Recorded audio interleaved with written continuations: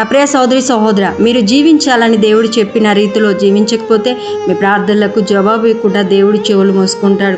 కానీ నీవు నీతిమంతునిగా జీవిస్తూ ఆయనకు ప్రార్థన చేస్తే ఆయన నీ ప్రార్థన అంగీకరిస్తాడు. అనగా దేవుణ్ణి ఆశ్రయించినప్పుడు పరిశుద్ధంగా జీవిస్తూ ఆయన నామమునకు కృతజ్ఞతాస్తుతులు చెల్లిస్తూ ప్రార్థించినప్పుడు దేవుడు నీ ప్రార్థనలు ఆలకిస్తాడు. ప్రియా దేవుని బిడ్డలారా, కీడునకు ప్రతి కీడు, దూషణమునకు ప్రతి దూషణ చేయకుండా దైవ లక్షణము కలిగి అనగా కరుణ, దయ, జాలిగల క్షమించే మనసు, ఇతరులను గౌరవించి నిన్ను నువ్వు తగ్గించుకునే మనసు కలిగి నీతిమంతునిగా జీవించుము. అప్పుడు నీవు చేసే ప్రతి ప్రార్థనకు దేవుడు ఆలకించి జవాబిస్తాడు. ఈ వాగ్దానం మీ జీవితంలో నెరవేరును గాక.